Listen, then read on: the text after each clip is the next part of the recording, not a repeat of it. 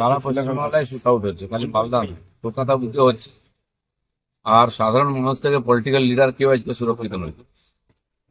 ধীরে ধীরে আইন শৃঙ্খলা মাটিতে শুয়ে পড়ছে, মানুষ হাহাকার করছে, আর মমতা ব্যানার্জি গান গাইছেন। কতদিন এইভাবে চলতে পারে?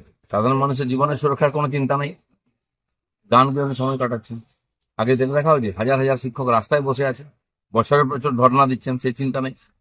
আর এদিকে দিনের দিনে আইন শৃঙ্খলা যে অবস্থা আছে, রাস্তায় বেরোনোর মতো অবস্থা নেই। পলিটিক্যাল লিডারদের কোনো সুরক্ষা নেই, আর সাধারণ মানুষের জীবনের কোনো সুরক্ষা নেই। সেই জন্য মমতা ব্যানার্জি গান বাজনা অবশ্যই করবেন, কিন্তু মানুষের জীবনের সুরক্ষাটা আগে দায়িত্ব ওনার।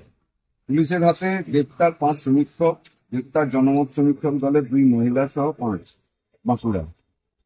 এ ধরনের অনেক অভিযোগ আসে, সার্ভে ইত্যাদির নামে বহু লোক রাস্তায় ঘুরছে। কেন ঘুরছে, কি ব্যাপার, পুলিশের নিজের থেকে করা উচিত। মানুষ ধরে তাদেরকে দিচ্ছে কেন? পুলিশ কেন খোঁজ নিচ্ছে না? কি তথ্য জোগাড় করছে? যে ধরনের তথ্য আমাদের সামনে এসছে পাকিস্তান যুদ্ধের পরে, সেনা থেকে, ইউটিউবার থেকে বহু লোক এই ধরনের চ্যানেলের সঙ্গে যুক্ত আছে।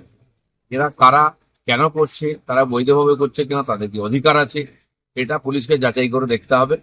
তা নাহলে এই ধরনের তথ্য সংগ্রহ করার পরে বহু বিসঙ্গতি বা সমস্যা তৈরি হচ্ছে। বাংলাদেশ যাওয়ার আগে আটক দালাল সহ এক বাংলাদেশি গিথারি সীমান্তে বিএসএফ এর হাতে আটক 2 জন। 2 জনকে জিজ্ঞাসাবাদ বিএসএফ জওয়ানদের জিজ্ঞাসাবাদ সরিমনগর থানা পুলিশ। এ ধরনের চলতেই থাকে, কিন্তু বিএসএফ সতর্ক আছে আর তাদেরকে আটকাচ্ছে।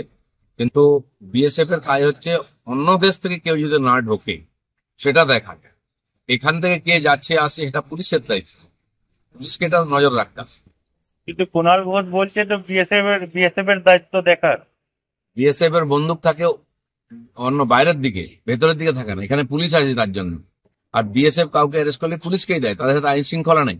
যারা আইন শৃঙ্খলা সামলাতে পারছে না, পশ্চিমবাংলায় দুষ্কৃতীরা ছেয়ে গেছে, সমাজ বিরোধী দেশ বিরোধীরা ছেয়ে গেছে, পুলিশ তাদেরকে সুরক্ষা দিচ্ছে। আর বিএসএফ কি ভেতরেও দেখবে বাইরেও দেখবে? তাহলে পুলিশকে রাখা হয়েছে কি জন্য? আরও খবরের আপডেট পেতে সাবস্ক্রাইব করুন আমাদের ইউটিউব চ্যানেলটি আর বেল আইকনে ক্লিক করুন নোটিফিকেশনস পেতে।